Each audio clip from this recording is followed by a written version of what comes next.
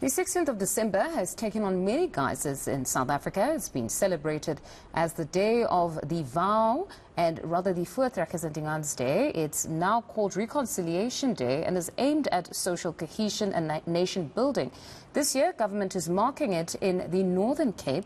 It's being celebrated under the theme of the Year of Charlotte Maxeke, promoting reconciliation during the 25th anniversary of the Constitution. ENCA's Lindsay Dentlinger has more on the story and joins us now. Lindsay, good afternoon. The Northern Cape is the official province where the government will be marking this important day. Have they given reasons exactly why the Northern Cape was selected this time around? Well, proceedings have just wrapped up here in Mfundo, and the Premier, who's standing alongside me, Dr. Zamani Zol, very excited that government chose the Northern Cape this year to kick off, firstly, the start of this Reconciliation Month and to wrap up proceedings here today on Reconciliation Day. So I'm going to get him to answer that question for you, Mfundo. Dr. Zol, thank you very much for waiting here with us. Excitement that this event was brought to the Northern Cape this year. What is the significance for you and this province to mark Reconciliation Day in South Africa? We've got a national event in one of the smallest areas in the province, which is Silia, and I'm certain you can see the levels of excitement from the community members here.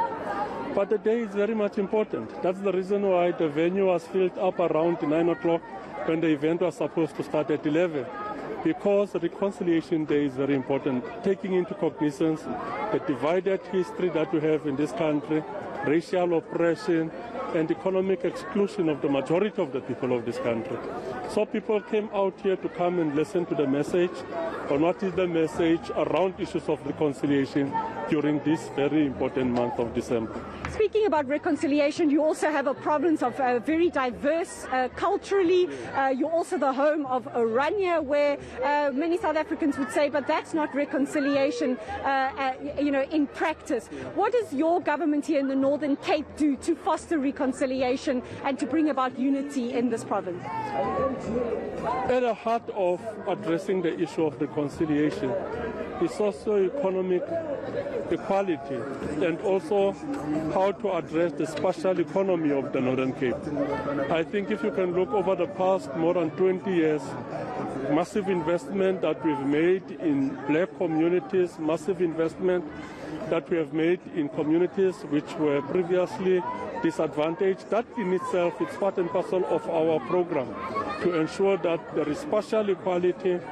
We also ensure that the previously disadvantaged are part and parcel of the economic mainstream of the province. So those are the most critical issues. This is not a political program, but it's a program that hinges on the quality of lives of the people of the Northern Cape.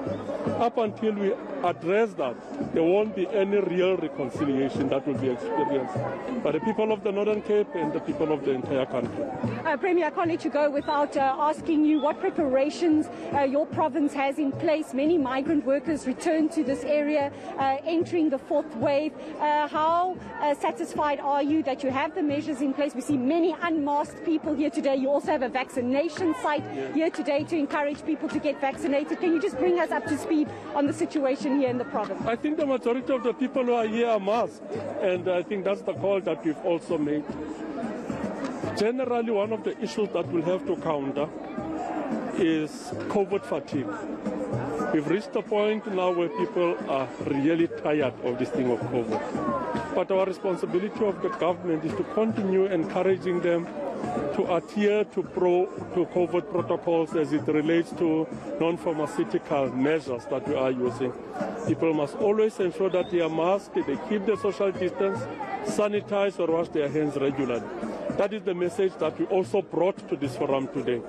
But tomorrow morning at around 10 o'clock, we've got a media conference just to reflect on the COVID situation in the province. For now, how things are, we are quite happy. It's quite clear that we are not experiencing the same surge as other provinces like Gauteng, Western Cape and KwaZulu-Natal. We are lagging behind in terms of the high levels of transmission. But what normally happens in the Northern Cape, we are always latecomers.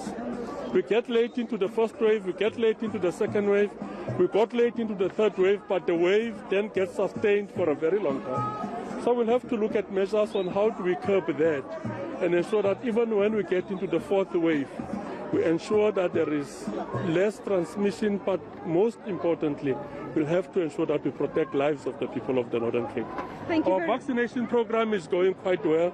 For now, we've managed to vaccinate close to 600,000 people in the province.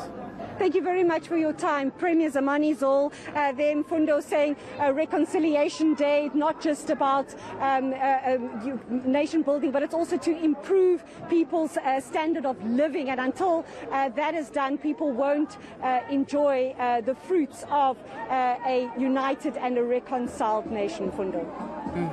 No, most certainly, economic participation is honestly at the heart of reconciliation, to bring those on the periphery back into this economy. But thank you very much. That was our reporter, Lindsay Dentlinger, who's out in the Northern Cape with the Premier Zamani Zol.